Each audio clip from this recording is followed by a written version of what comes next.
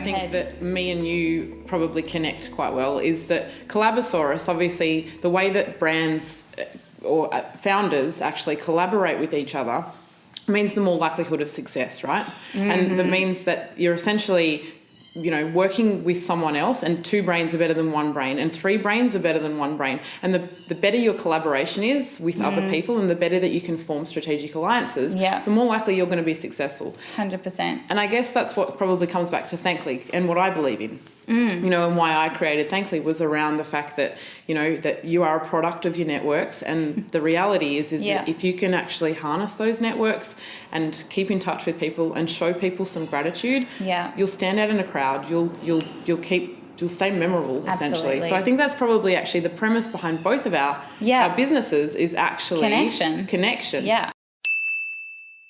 Because that's what helps us succeed. And so one of the things that I think you do really well is connect with people. And I've seen you write more Thankly cards than virtually anyone else. And you know what? I notice all successful people do. Yeah. They write to people, they send people things, they acknowledge people when they've been helpful. But that's not even that's only part of the story. I only see just that part. One of the things, as I said, you do really well is collaborate.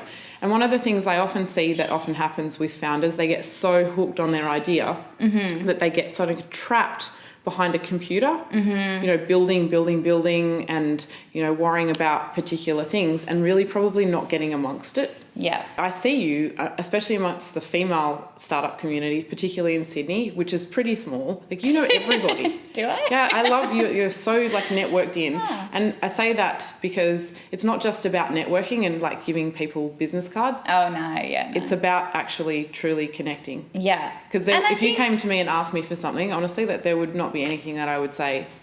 I would say, sure, Jess. Likewise. Because I love you dearly as a friend, but I also know that you're also a colleague and a network. Yeah. How do you actually network so well? I think you prioritize it. I think that's the thing. I've seen the incredible things that can happen when you connect with the right people. And even just from emotional support level as well. It's amazing what can happen when you put yourself out there. But I think what I have found is that collaboration is kind of not an excuse, but it can act a bit of an excuse to get in front of the right people as well, because you're offering value. Okay. So instead of just, emailing someone and going, let's catch up for coffee. Yes. Because that to me, if I've never heard of them from a bar of soap, is oh gosh, that's an hour of my time. I think the same thing. And I don't know whether I can spare that because I don't know who this person is. Whereas if you come from a collaboration standpoint, it's kind of here's what I can do for you. Let me know if you're interested in having a chat.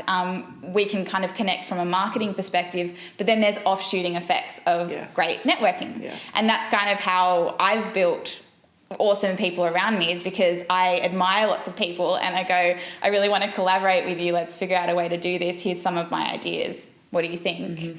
And then that opens up the doors a lot more. Yeah. So to finish, because your time is pretty valuable, I know. Thank you for coming. But bring the kitten back. I would really. We should bring the kitten back. I wonder if she'll behave herself. Oh my God, she's so cute. I need her. I need her in my life. Kitten. Hi, kitten. Look Hi, at kitten. you. Oh God, kitten. Kitten. You're so cute. She doesn't like me very much. She'll just kind of sit on your lap. Just chill. She wants to go walk about, don't you? Oh goodness. Okay, ready? There you go, your little monkey. Oh, she's just so cute. So if you had to say, give 5 of your top best tips. To get some marketing for your business and to get some great exposure for your business, but you don't really have much of a budget. Yep. I love that question. What are your tips? Well, guess what? My number 1 is collaboration. Partnering up with other brands is 25 times cheaper than any other online advertising. And it's just a great way to build your network, but also grow your audience in a really engaging way. Doing something cool with another brand is just an incredible way to get in front of their audience and engage your audience as well. So if you look at things like the Samantha Wills Yellow Glen partnership or the Makona Peter Alexander one. Yes. They saved so much money by just coming together and doing something cool, and each brought their own value in terms of audience and brand. And then they were both able to grow hugely on a budget. So collaborations is my first tip. You can go to collabosaurus.com if you want to connect with other brands. And you can actually visit Jess's, actually connect with Jess if you want. You can. I'm actually on Collabosaurus, believe it or not. What's your Insta handle? Insta handle's at Collabosaurus. So it's like collaborate, but with a saurus, like a dinosaur on the end. Yeah. And then my second tip is direct mail. So Direct mail? Direct wow, mail. I didn't expect you to say this. Yeah, which is, Larissa. you can use Direct Thankly. mail. Yes. You can use Thankly to do that, and that has saved so much of my time being able to use Thankly, and I use it every day. She sends cards to literally everybody. Because which is great. It's super good. I think they're meaningful. Yeah. You write really well. It comes from the heart. It's I think they do really I try. well. I think though, if you look at it from like, if you send an email out to someone, the open rate's not guaranteed. If you send a handwritten card to someone, you pretty much have 100% open rate. You do. You have 100%. So, and you are able to inspire an emotional connection with someone rather than emails, which are quite clogged. Anyone who ever sends me a card, I'll remember them hands down. I know, same. Like months after the fact. Yeah, exactly. So Thankly is hugely valuable, and I use it all the time for clients. It's actually improved our retention rate because people have that emotional thing now where they've got a handwritten card, which is beautiful. And it's also a way to get in front of people that you really want to get in front of and build connections. So I love direct mail. It's hugely powerful. What's my next one? DIY your own PR. That's something that so many people shy away from. They're like, oh, I don't know how to get in the media. I don't think people even know how to do it. Like they think unless you have a publicist with a really thick black book that you can't do it for yourself. PR is one of those things that anyone can do. It just takes time. And I mean, it's easy for me because my background was in PR, but I actually built an online course. So if anyone's interested, they can do a PR 101 course. It's on the Collabosaurus stuff.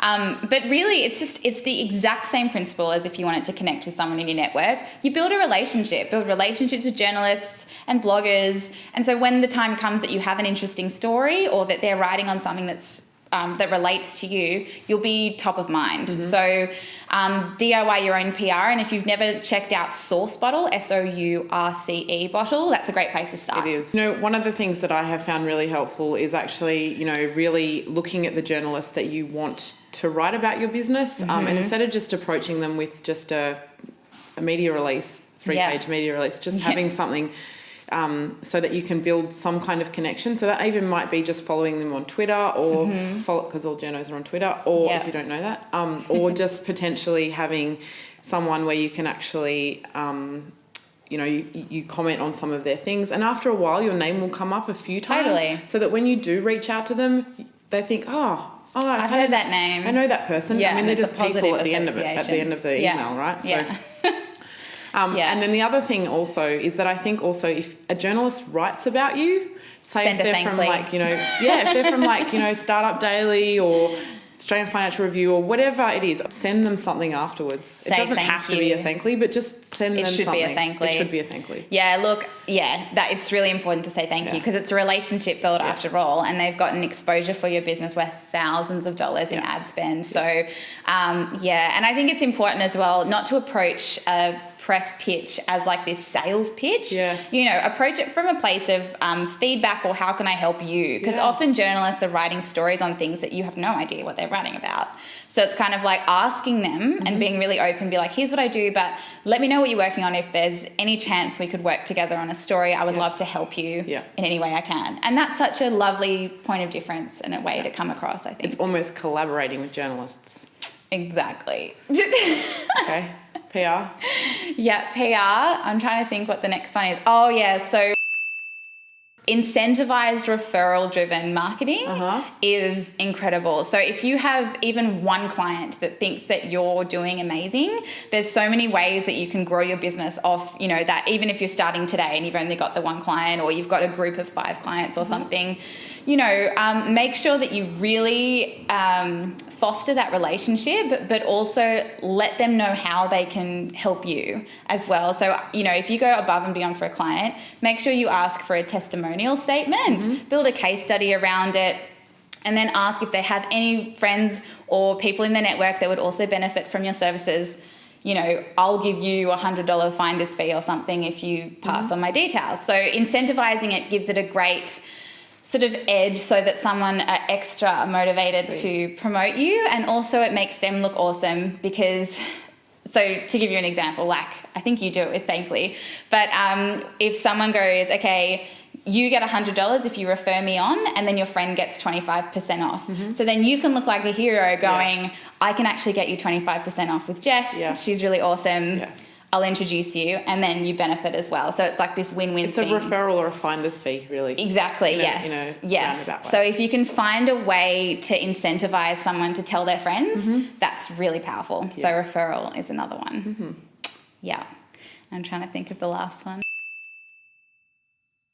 Oh yeah, networking was my last one. Networking, so like real life networking. Real life this networking. Is like in person, go to networking event. Yeah, so people, me included, kind of go with networking events because they can be painful and you can get stuck in conversations that you really don't want to be in. And I think the other fear for people is to then be the person at the side of the room that no one wants to talk to. And I think there is that fear that, no one likes to feel excluded. And I think people worry that potentially they won't have anyone to talk to if they don't know anyone there. Yeah, well, yeah, it's weird. And I think in Sydney in particular, people travel in packs. So it's it's hard to be that sort of... break into the... Yeah, exactly. It's funny, actually, when I started Collabosaurus, I went along to all the wrong types of networking events. I went along to tech and developer networking events that were in really clinical type rooms, and it was male dominated, and I was definitely the youngest in the room, and people were there kind of just for the free pizza, and they weren't really there to network. And the people that were there to network tracked you into a conversation for half an hour, and it was really hard to leave. So I figured out pretty quickly that those kinds of networking events are definitely not right for me. So I think you got to find the networking that you enjoy. Okay. So I found so many connections through Instagram just by like loving on people's stuff. Right. What I do find your tribe, basically. Find your tribe, yes. But also like find people you admire. Like I usually do this every about 6 months. I go, here's 5 people I really love what they're doing, and I comment on their stuff like almost every day for a week. Just to kind of, and it's the same thing with the journalists. Oh, I'm so doing that. It's really good because then, you're building a relationship on Instagram where you don't have to put yourself into that, particularly if you're an introvert, put yourself into that networking event thing. But also what you can do is, instead of going to networking events, go to workshops. Okay. So go to workshops where you're doing something. So then you don't feel like you have to network, but I've met some of the most incredible people just by going to workshops because you're bound to meet like-minded people. Yeah. It's really good. I'm so going to do that last one. Yeah. It's slightly stalky, but I mean, everyone does it these days, so it's made okay. Thank you so much. Thank you for having me. I've got such a girl crush on you. Likewise. You are the fact that you brought a kitten in. I know. You just know me way too well. Thanks for having me. Legend. See you guys. Bye. I want to go play with the cat again. I know.